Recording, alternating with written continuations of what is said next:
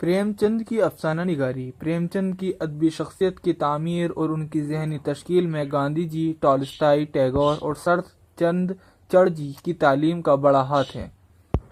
گاندھی جی، ٹیگور اور شرت چڑ چند جی کے اثرات نے پریم چند کے ذہن کو وسعت بخشی اور انہیں حب الوطنی اور انسانی ہمدردی کے جذبے سے آشنا کیا۔ حال ہی کی ادبی تحریک نے پریم چند کو سادگی اور اخلاقی اقتدار سے روشناس کرایا۔ پھر پریم چند خود حساس فطرت، درد مند دل اور بیدار شعور و احساس کے مالک تھے۔ زندگی کے سنگین و تلخ حقائق، مزدوروں اور غریبوں اور عورتوں پر ہونے والے ظلم و ستم اور سرمایہ داروں اور زمینداروں کے جابرانہ رویے نے ان کی کھلی آنکھوں اور زندہ شعور کو بہت دور تک دیکھنے اور بہت کچھ سوچنے پر مجبور کیا۔ اس طرح پریم چند نے جاگتے ہوئے شعور و احساس، حب الوطنی اور انسانی ہمدردی سے سرشار دل اور دبے کچلے انسانوں کے دکھ درد کو محسوس کرنے والے ذہن کے ساتھ افسانوی دنیا میں قدم رکھا اور اردو افسانے کو تصوراتی شیش محلوں اور اونچے طبقے کی عشرت گاہوں اور شہزادوں شہزادیوں کے خوابناک جزیروں سے نکال کر کھیتوں کھلیانوں، مزدوروں، کسانوں کی بستیوں اور چوپالوں کا ہمراز، ہم نشیں اور دبے کچلے انسانوں کی زندگی کا ترجمان بنایا۔ اس طرح اردو افسانہ پہلی بار قوس قزح اور چاند ستاروں کی دھن سے نکل کر لہلہاتے کھیت، پرفضا باغ اور جھوپڑوں تک پہنچا، جہاں سے اصلی ہندوستانی کلچر جنم لیتا ہے۔ چونکہ پریم چند کے ان افسانوں کے پس منظر میں فکر کی ادبی اور سماجی تہہ میں ایمانداری سے کام کر رہی تھی، اس لیے یہ افسانے زندگی کا ایسا آئینہ بن گئے جس میں ارد گرد کی زندگی منعکس نظر آنے لگی، اور اردو افسانہ ہندوستان کی سماجی زندگی سے ہم آہنگ اور ہندوستانی تہذیب کا ایک حصہ معلوم ہونے لگا۔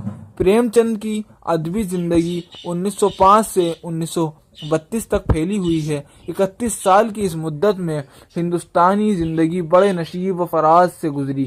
جنگ عظیم کے نتیجے میں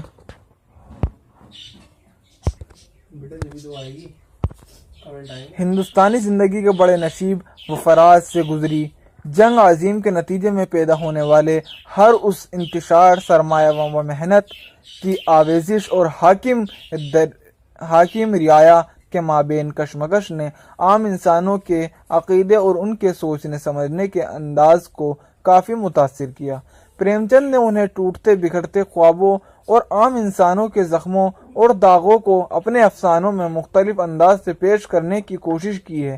حالات کے اتار چڑھاؤ کے ساتھ ساتھ ہمیں پریم چند کے افسانوں میں بھی اتار چڑھاؤ نظر آتا ہے۔ ابتدائی دور میں پریم چند راجپوت سورماؤں کے قصے سنا کر ماضی کی بازیافت جذبے پیدا کرنے کی کوشش کرتے ہیں۔ وہ ایک جذباتی نوجوان کی طرح زندگی کے مظاہر پر ایک اچٹتی ہوئی نظر ڈالتے ہیں۔ وطنیت، قوم پرستی اور پریم بھکتی کو راہ نجات قرار دیتے ہیں۔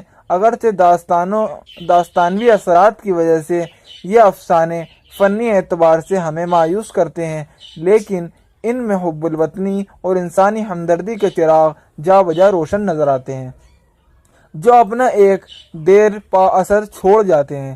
ان کی ابتدائی افسانے سوز وطن کے نام سے سامنے آئے۔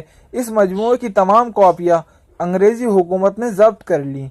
سوز وطن کے بعد پریم چند کی ادبی زندگی کا دوسرا دور شروع ہوا۔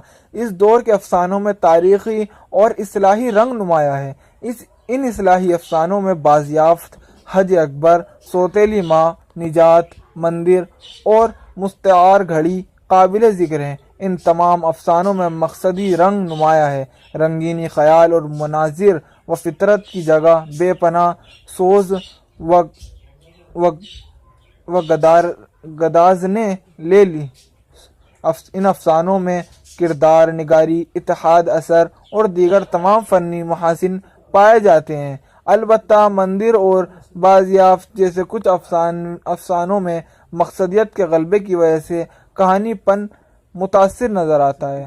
1920 تک کے افسانوں میں اصلاحی اور مقصدی رنگ نمایاں رہا۔ اس کے بعد سیاسی تحریکوں کے اثر سے ان کے افسانوں میں سیاسی رنگ جھلکنے لگا اور ان کی اصلاحی تحریک سیاست آشنا ہو گئی۔ اس دور میں انہوں نے بہت سے ایسے افسانے لکھے جن میں زندگی کے واقعات کو سیاسی رنگ میں پیش کرنے کی کوشش کی گئی ہے۔ جیل، بھاڑے کا ٹٹو، قاتل، ستیہ گرہ وغیرہ میں یہ سیاسی رنگ کافی غالب ہے۔ اس کے بعد ان کی ادبی زندگی کا آخری دور شروع ہوتا ہے۔ اس دور کے افسانے قطعی طور پر تمام پچھلے افسانوں پر بھاری ہیں۔ ان میں فنی تکمیل کا احساس بدرجہ اتم موجود ہے۔ ان افسانوں میں کسی نہ کسی نفسیاتی حقیقت کو کہانی کا مرکز بنایا گیا اور ہر افسانے میں کسی باطنی حقیقت کا تجزیہ پیش کیا گیا۔ اس دور کے افسانوں میں پریم چند کے ایک مصلح کا لبادہ اتار کر ایک انقلابی افسانہ نگار کے روپ میں ہمارے سامنے آتے ہیں۔ وہ آدرش واد کے طلسمی دائرے سے نجات حاصل کر کے اس حقیقت کے معترف نظر آتے ہیں کہ بغیر انقلابی عمل کے حالات میں تبدیلی ممکن نہیں۔ پریم چند کے افسانوں کی فضا ہمیں بہت مانوس نظر آتی ہے کیونکہ انہوں نے اپنے افسانوں کا پلاٹ ہمارے معاشرے کو ناگو پہلوؤں سے اخذ کیا ہے۔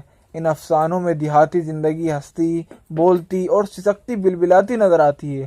گاؤں کے تو ہم پرست، جاہل مرد عورت، مغرور چودھری، کنجوس بنیے، رشوت خور وغیرہ اپنی مخصوص ذہنی و نفسیاتی کیفیات و خصوصیات کے ساتھ ان افسانوں میں اپنی جھلک دکھاتے ہیں۔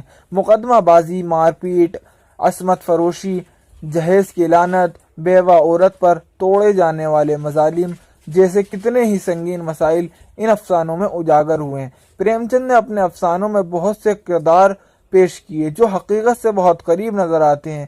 یہ کردار تخیل کی دنیا کے نہ ہو کر حقیقی زندگی کے جیتے جاگتے کردار، یہ تصویر ہیں۔ یہ کردار مصنف کے ہاتھ کی کٹ پتلی نہیں بلکہ کہانی میں پیش آنے والے واقعات کے مطابق ارتقاء کے مراحل سے گزرتے ہیں۔